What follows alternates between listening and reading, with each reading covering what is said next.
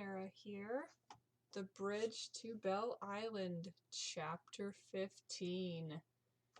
Mr. Hardy's just come into town. So, it's interesting what may have brought him into town. Alright, Chapter 15. Almost dressed for dinner, Isabel put on one earring, then ran her finger through the jumble of earbobs in her jewelry box. "Lottie, have you seen my other garnet earring? I can only find one." "No, miss." Lottie came forward to help her search. Perhaps it fell behind the dressing chest. She dropped to her knees to look. "When was the last time you saw it?" Isabel squinted her eyes shut, trying to remember. "Oh, I know." Lottie rose, answering her own question. "You wore them with your new dress with the red embroidery." "That's right. The day of Rose's party. The one in London, I mean." Lottie nodded. "I remember thinking how pretty you looked. Que linda. I was sure the doctor would propose, but thankfully not." Isabel let the comment pass, searching her memories of that particular day and night. "Perhaps it fell off in the boathouse. I shall go and look." "I'll go, miss." "No, you have more than enough work to do as it is, helping with a house full of guests. But thank you for offering." Isabel started toward the door. Carlotta called after her, "About that night, Isabel turned back. "What about it?" Her companion hesitated, then nibbled her lip. "Oh, never mind. A night better forgotten, probably." Isabel nodded. "I agree." She walked down to the boathouse and opened the creaky side door, leaving it open to let in the light. She walked past the two chaise lounges and opened one of the wide riverside doors as well, then began searching the ground. A footfall startled her and she looked up. The tall lawyer stepped inside, expression quizzical. "Oh, Mr. Booker, you gave me a start." "Looking for something?" "Yes. I lost an earring. I thought I might have dropped it out here." "An earring?" A strange look passed over his face. "What does it look like?" "Like this." She removed the single ear bob and handed it to him. He frowned down at it. Before she could ask him what was wrong, another voice interrupted them. "Halloo?" Rose slipped in through the open door behind him, her eyes darting from the man to her aunt. "When I saw Mr. Booker follow you down here, I couldn't imagine why." Her high laugh sounded a little false to Isabel's ear. Was her niece trying to protect her reputation, or something else? "I lost one of my garnet earrings," Isabel explained. "I thought it might be out here since I can't find it in the house." Mr. Booker walked toward the open door, entering the shaft of light and examining her earring more closely. "I recently saw one exactly like this." "Really?" she said, hope rising. "Where?" "In London." Confusion flared. "What?" "In the back passage of the townhouse, the night of your uncle's death." She stared, uncomprehending. "You must be mistaken." He shook his head. "A garnet set amid leaves of gold. I pointed it out to the officer as possible evidence. I imagine he still has it, unless he gave it to the housekeeper." "But how did it get there?" "You tell me." "Aunt Belle!" Rose blurted. "You forget. You loaned those earrings to me, remember? I said how well they would look with my red spencer, and you agreed to send them to London with me. When I came back here this time, I returned only the one to you. I am so sorry." Isabel stood there, dumbfounded into silence. Rose went on. "I must have lost it on my way down to speak to Uncle Percy on some matter or another. Silly me. I am forever losing things." She beamed up at Mr. Booker. "Thank you, sir. I am so relieved to know the lost sheep has been found." She held out her palm to him. "I shall ask Mrs. Kittleson for its mate when I get back to town." He glanced at Rose's outstretched hand and instead turned to Isabel. I think I had better hold on to it for the time being. Officer Riley might find it most interesting, unless, that is, you object." Isabel hesitated, pulse pounding. No, of course not." He held her gaze a moment, and then placed the ear bob into his waistcoat pocket. "Good. I would hate for this one to somehow go missing as well." Benjamin walked back to the house, the earring like a burr in his pocket, pricking him through the fine fabric. Anger pricked him too. All her claims of not leaving the island, of not being in London for years, and then this? He'd immediately recognized the garnet and gold earring, and he didn't for a moment believe Miss Lawrence's explanation, and clearly Miss Wilder had not either. Her bewildered expression showed she had no idea what her niece was talking about. Perhaps she was even now chastising herself for not following in with Rose's attempt to explain away the earring's unexpected appearance in London. Benjamin had seen Miss Wilder walking toward the boathouse and decided he would take advantage of the private moment to tell her about the successor trustee. But the earring had chased all other thoughts from his mind. Now, going back upstairs, he knocked at the guest room Mr. Hardy occupied. "Come." Benjamin entered. Mr. Hardy had changed for dinner and was adjusting his cravat. Years of dining with upper-class clients had honed his ability to dress the part. His brief nap had clearly refreshed him, and he looked better than he had upon arrival. "I saw you go outside," the older man began. "I suppose you told Miss Wilder the news?" "No, I didn't have a chance." "That's all right. You can mention it at dinner. And let's hold off on announcing the maid's death until we've had a chance to search the wine cellar. Probably best not to spring too much startling news on the family at once." Benjamin nodded.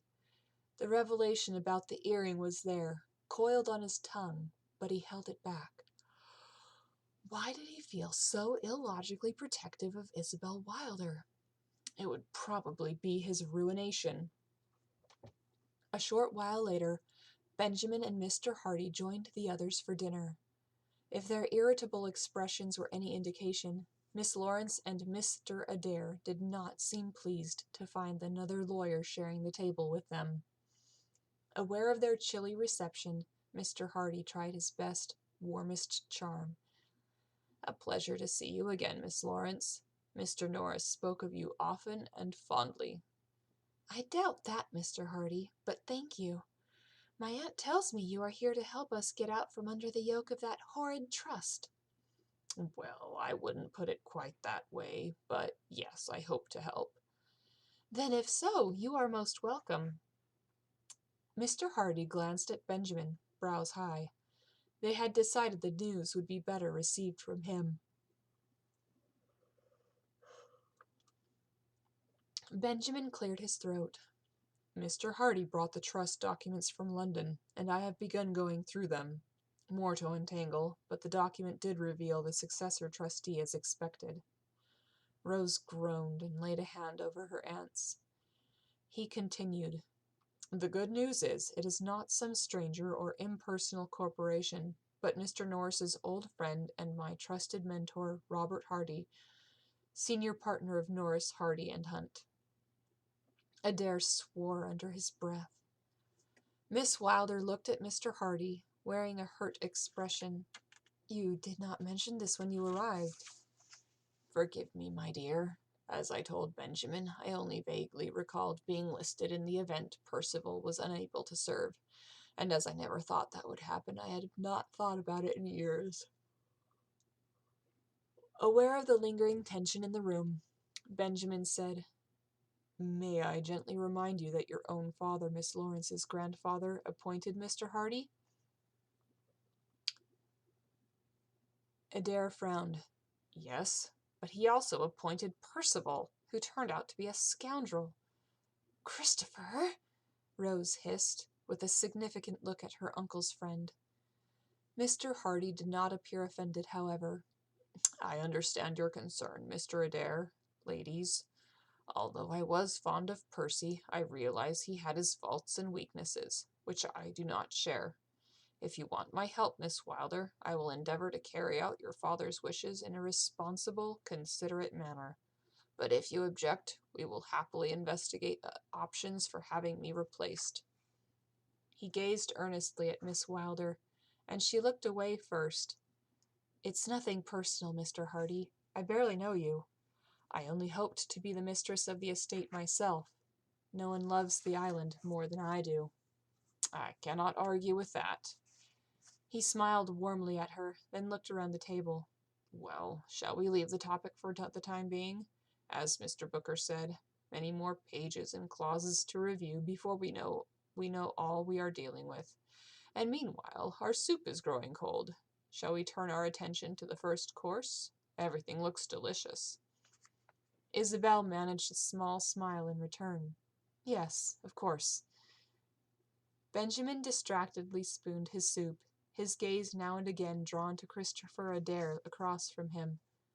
Looking pale, weary, and less polished than usual, Adair seemed to consume more brandy than food as the meal progressed. He seems to do that a lot. Benjamin thought again of what Mary Williams had said about hearing Mr. Norris arguing with a man the day of his death.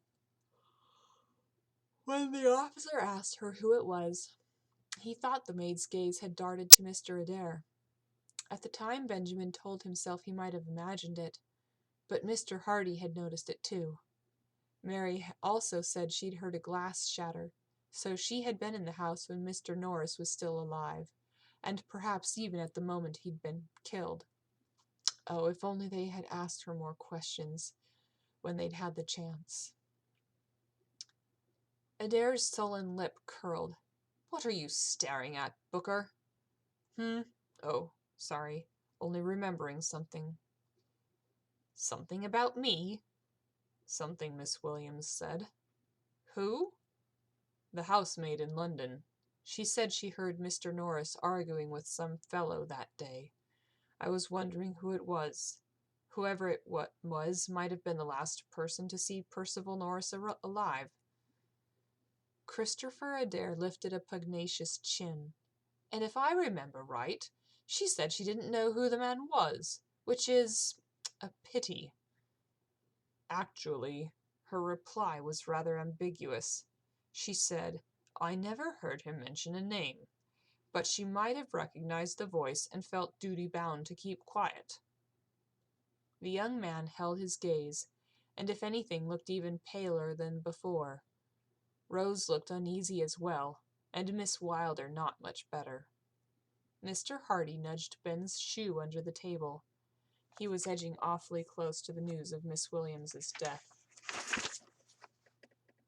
Do pass me the peas, Benjamin, Mr. Hardy said. Fresh from the garden, I think. Delicious. All right, we're switching perspectives again. Later that night, Isabel stood on the veranda gazing at the golden moonlight reflecting on the Thames. Rose came outside, dragged the cushion off the veranda sofa, and laid it on the paving stones, as they had done so often when her niece was a girl. Rose lay down first and patted the space beside her. Come, Aunt Belle, just as when I was little. Very well, but don't tell Lottie I'm lying on my best satin, or she'll box my ears. She settled down beside Rose, and together they looked up at the night sky. Innumerable stars shone in the dark canopy, some twinkling, some steady and unwavering. In the distance, crickets chirped along with an invisible orchestra of frogs. Rose asked wistfully, Do you remember when I would try to count the stars? Yes. One night you made it to 999. Rose chuckled. Or we would just talk. About the future, about our dreams. You always were such a good listener. Thank you. Your mother trained me well. She and I used to look up at the stars too, and whisper about whom we might marry one day, or all the wonderful places we might travel. Rose turned her head to look at her, but Isabel kept her own eyes on the stars above. She knew what was coming. Do you ever regret not going to those places? Sometimes. Are you truly happy here on the island? I am, for the most part. Or I was until you left. Isabel raised a hand. No guilt, I promise. I am happy for you and Mr. Adair, truly. She lowered her hand, found Rose's beside her, and clasped it. I miss you, though, and I miss your mother. But when you are here, it is almost as if she's here too. Rose mused. I wonder if she and Papa can see me. As a girl, I thought they were up in heaven like two of the stars, winking down on us, watching us. I don't know about that, but Arminda believes God watches over us.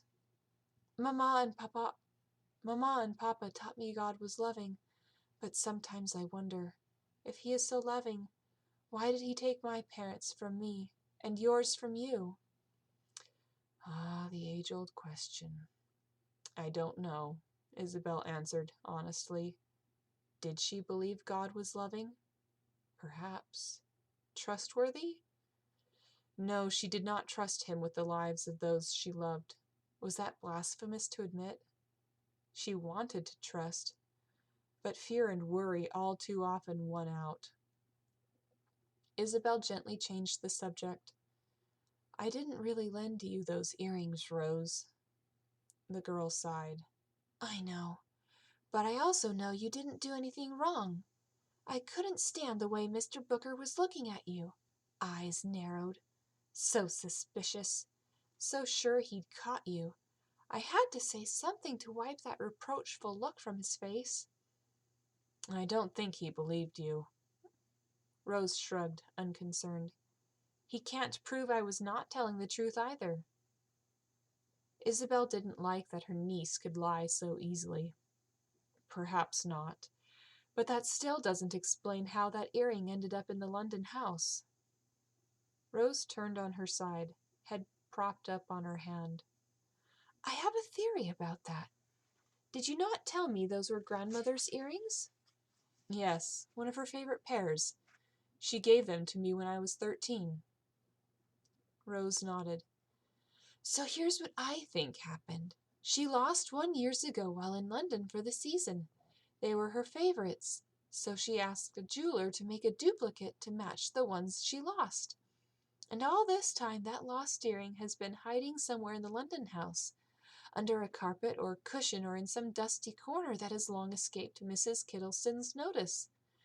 Then it was finally unearthed with all the cleaning she and Mary did when they thought they were hosting the engagement party. All sorts of drawers were turned out and carpets have taken up and beaten that have not been touched in years. Things have become rather lax there since grandmother's passing. Rose looked at Isabel, pleased with herself. It could explain it. It is certainly creative, my love, though not very likely. More likely than you sneaking off to London to kill Uncle Percy. True. Can you think of a better explanation? Isabel shook her head, her gaze once more drawn to the stars. No, I wish I could. Rose took herself inside eventually, but Isabel remained out on the veranda for a long time, her mind uneasy. She thought of Rose delivering the wine to Percival, Mr. Adair's strange behavior, and Teddy's warning about implicating someone she loved. She also thought of the coldness in Mr. Booker's eyes when he'd recognized her earring. She missed the warm, teasing light that had been there before. Oh, how in the world had her earring ended up in London? Was it her earring, or merely identical to the one she'd lost? After all, there was nothing so unusual about the setting. Perhaps she would find the missing one yet and prove Mr. Booker wrong, and herself sane. She squeezed her eyes shut. Must there always be something new to worry about? What was that verse Mr. Booker had mentioned? Be anxious for nothing, but pray instead? Something like it at any rate. Oh, what she would give for a little peace. The sound of bootsteps on the paving stones caught her ear. She turned her head and saw Evan Curtis approach, wearing a coat but no cravat, his waistcoat casually unbuttoned. Ooh, an unbuttoned waistcoat. Oh, Evan. She struggled up into a seated position. Good evening, Belle. How strange to hear you call me by my given name after so many years. Forgive me, I should probably not do so. Why? We are old friends. Or at least, we were. An awkward silence followed, and she grasped for a neutral topic. And how is your father? He is well, except for a trifling cold. Nothing to poor Mrs. Houghton's condition, yet it causes him to snore worse than a whole regiment of foot soldiers. I gave up trying to sleep and decided to go for a walk. And you? Why are you out here so late? She shrugged. Just thinking. He looked up at the stars. We used to look at the stars together, remember? We planned to chart our course by them and sail away somewhere beautiful and exciting. Isabel nodded, thinking of the tin star in her keepsake box. How young we were then, how naive. Though I should speak only for myself, as you did make good on those plans to see the world. Was it as beautiful and exciting as you had hoped? He shook his head. Not most of it.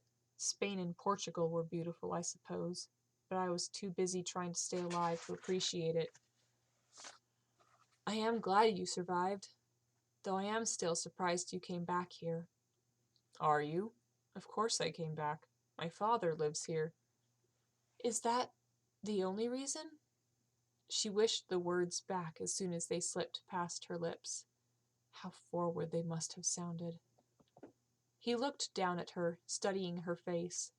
She tried to hold his gaze, appear innocently, casually interested, even as her cheeks heated in embarrassment. She hoped the shadows hid her blush. Of course that's the only reason. What else could it be after all this time? She looked away. The word revenge whispered in her mind, but this time she held her tongue. Was it possible he bore her or Uncle Percy a grudge? Eventually she said, I am sorry, you know. Are you? I hope you are not still angry with me. She felt his gaze sear her profile, and then finally he looked away across the lawn to the water beyond. I transferred my anger to your dear Uncle Percy long ago. He sat on the arm of the veranda sofa and sent her a sidelong glance. I can guess what you are thinking. No, I did not kill him, except biblically speaking, I suppose. What's the verse? Whosoever hateth his brother is a murderer. Thankfully, I do not consider him a brother. He sent another sidelong glance. I have often wondered, though, if you allowed Percy to be your scapegoat. Perhaps you didn't want me here, pestering you for an answer, so you asked him to send me away. Never! I did have reservations about a match between us, but I never said anything to Uncle Percy about sending you away. In fact, when I learned of it, I was furious with him. It was the beginning of the breach between us. Yet he still came here regularly as a guest over the years, according to my papa. Because my father named him trustee. I had to honor that. I could not tell him he was unwelcome, although he no doubt felt the chill between us whenever he was on some estate business or other.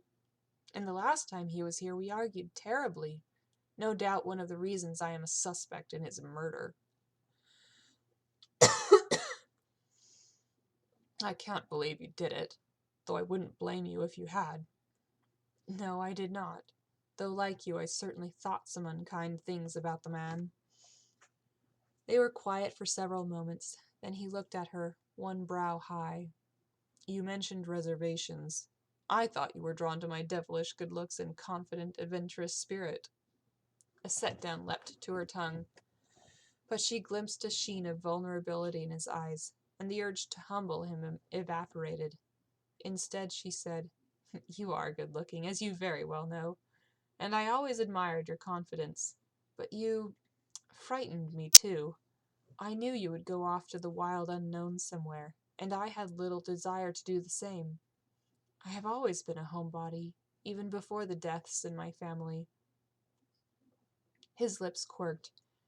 You're saying I was too wild for a wilder? She grinned. Exactly. Nothing to do with the fact that I was only the groundsman's son? No, at least not in my case. I cannot speak to Percival's objections. He nodded thoughtfully.